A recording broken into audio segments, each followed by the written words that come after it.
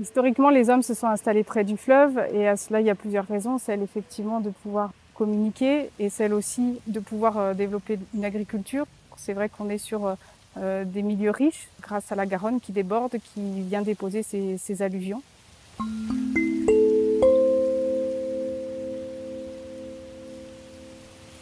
Alors la grande histoire économique de la vallée de la Garonne, elle commence au Moyen Âge et puis elle se déroule à peu près jusqu'à la fin du 19e siècle.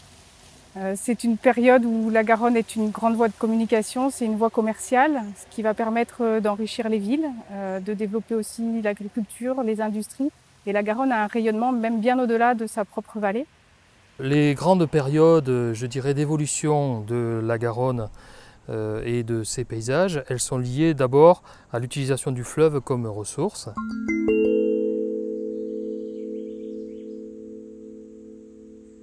Et donc on va avoir notamment durant la période moderne, fin du Moyen-Âge, période moderne, une période d'apogée de la navigation qui va structurer tous les paysages autour de cette activité commerciale. Alors quels sont les produits qui étaient transportés? On va trouver du bois, on va trouver de la pierre, notamment le marbre qui vient des Pyrénées, on va trouver du vin. Tout ce qui est produit va être transporté sur le fleuve. Et puis la Garonne était quand même difficile à naviguer, hein. Elle fluctue beaucoup, il y a des inondations, des bras secondaires qui se créent, notamment sur la partie tarn-et-garonnaise, des îles qui se créent, des bras qui se ferment. Donc les pouvoirs publics qui souhaitaient que le commerce continue à perdurer ont beaucoup investi dans l'objectif d'essayer de stabiliser le lit pour pouvoir continuer à naviguer sur la Garonne.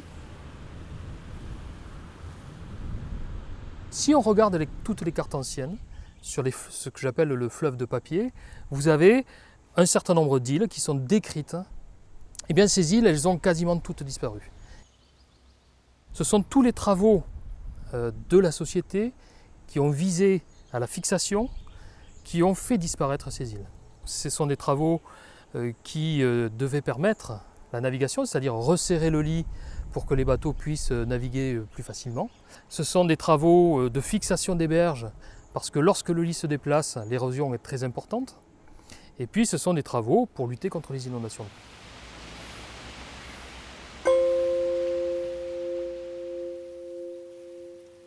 À la fin du 19e siècle, avec la création de la voie ferrée, la navigation est petit à petit abandonnée et on se détourne totalement du fleuve.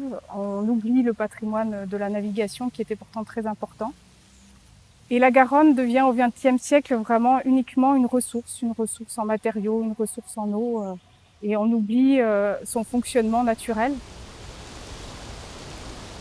On va extraire le granulat, donc ça va avoir des conséquences importantes, notamment sur l'enfoncement du lit de la Garonne. C'est une activité qui a toujours existé, on les appelait les pêcheurs de sable, mais cette activité est devenue intensive à partir de la fin du 19e siècle et vraiment très très intensive tout au courant du 20e siècle. On va aussi irriguer les cultures de plus en plus, avec des cultures qui sont de plus en plus gourmandes en eau, des parcelles de plus en plus grandes. On va aussi installer des usines hydroélectriques et des centrales nucléaires, puisqu'on a des besoins constants en augmentation en matière d'énergie. Donc là, il va y avoir évidemment des conséquences en termes d'écoulement. Les sédiments n'arrivent plus à passer les barrages, les poissons migrateurs ne peuvent plus remonter jusqu'à la source. La Garonne, c'est aussi un fleuve très réputé pour ses crues et ses inondations. Et dans les parties des zones urbaines, nous avons un certain nombre d'aménagements comme des digues, des enrochements, des berges artificielles qui sont là pour essayer de limiter l'inondation. Donc, toutes ces conséquences vont entraîner une dégradation des milieux et une modification fondamentale de l'écoulement de la rivière.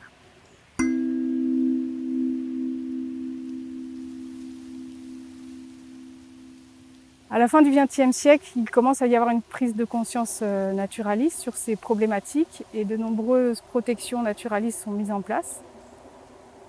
Et là, on arrive à une nouvelle période de transition où on commence à regarder la Garonne différemment, notamment dans les villes où il y a une prise de conscience.